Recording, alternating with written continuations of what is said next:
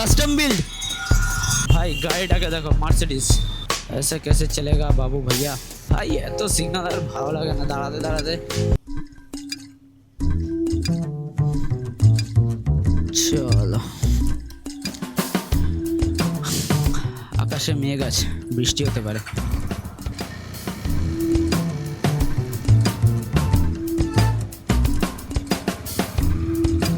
Just ব্রেকিংটা awesome এই বাইকটার যারা না চালিয়েছে ভাই বুঝতে পারবে না যে এই বাইকের ব্রেকিং কতটা ভালো জানি না জাভা বা ইএসডি কি করেছে বাট এই সেম ব্রেক রয়্যাল এনফিল্ডে ইউজ হয় বাট আমি অতটাও পজিটিভ রেসপন্স পাইনি রয়্যাল এনফিল্ড থেকে but this bike for this bike and Jawa ESD যত বাইক আছে the braking is quite good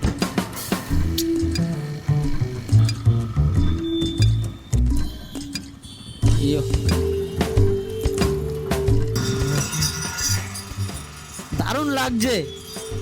custom build ভাই মডিফাই এরকম করা ওকে চারটে লোক দেখে বাইকটাকে তাই না মডিফাই এরকম করা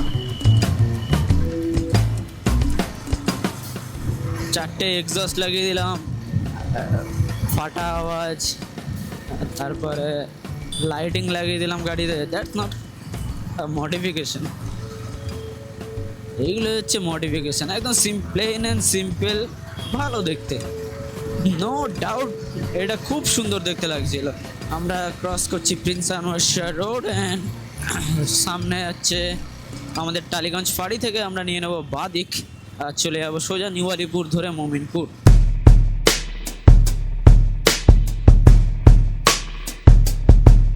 এই টালিগঞ্জ ফাঁড়ি থেকে বাদিক নিয়ে এই যে রাস্তাটা এই রাস্তাটা জ্যাম হওয়ার একমাত্র কারণ হচ্ছে ফুটপাথ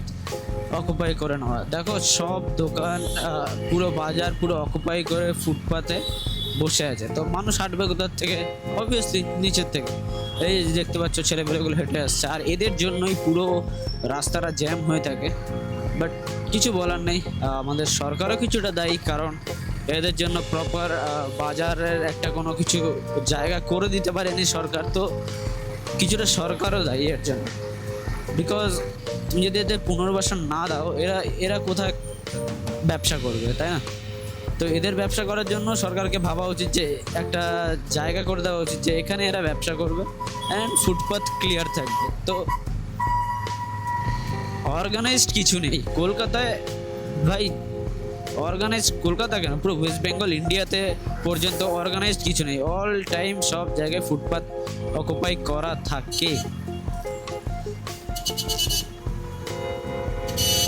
তো এগুলো একটু সরকারের দেখা উচিত যেখানে যেই রাস্তা জ্যাম হয় না চলো ঠিক আছে যে এই রাস্তায় কোনো জ্যাম নেই বা কেউ যাচ্ছে না ইটস কোয়াইট ওকে বাট যে রাস্তায় জ্যাম হয় সেই রাস্তায় ফুটপাথগুলোকে একটু ক্লিয়ার রাখা উচিত আমরা এখন আছি নিউ আলিপুর এই রাস্তাটা আজকে আমি 2 সপ্তাহ ধরে দেখছি এরকমই আছে ঠিক আর হচ্ছে না কলকাতা মিউনিসিপ্যাল কর্পোরেশন কি করছো ভাই গাড়িটাকে দেখো মার্সিডিজ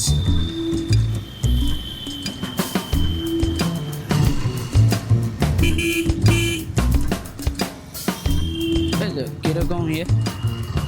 হর্ন দেওয়ার পরেও যাওয়া লাগবে অনেকক্ষণ পরে একটু রাস্তা ফাঁকা আর একটু ভালোভাবে যাওয়া যাবে তোমাদের যদি এই ডেলি ব্লগগুলো একটু ভালো লাগে বা হেল্পফুল লাগে you can follow me and আমরা একটা রাইড প্ল্যান করছি আর কিছুদিনের মধ্যেই তো দেখি সেই রাইডটা প্ল্যান করে কতদূর যাওয়া যায় আর তোমরা যারা আমাদের সাথে যেতে চাও আমাদের ফলো করতে পারো না কোনো এক্সট্রা জয়েনিং ফিস ইয়া ওরকম কিছুই লাগে না আমাদের গ্রুপে সবাই মিলে যাবো একসাথে রাইড করবো অ্যান্ড এটাই হলো মাঝেরহাট ব্রিজ তোমরা যদি চাও আমাকে ফলো করতে পারো ইনস্টাগ্রামে অ্যান্ড আমাদের একটা ছোট্ট ক্যাফে আছে আর ক্যাফেটার গল্পটা আমি পরের দিন তোমাদের সাথে শেয়ার করব তো আমাদের সেই ছোট্ট বাইকার্স ক্যাফে নিয়ে আমি পরের দিন তোমাদের সাথে শেয়ার করব আশা করি সেই ভিডিওটাও তোমাদের ভালো লাগবে তো ভিডিওটাকে করে দিও লাইক কমেন্ট অ্যান্ড শেয়ার করতে হবে না কারণ এখন শেয়ার করলে কেউ দেখে না, তো তুমিই দেখো। আর কোনো ভালো লাগলে বন্ধুকে রেকমেন্ড করতে পারো।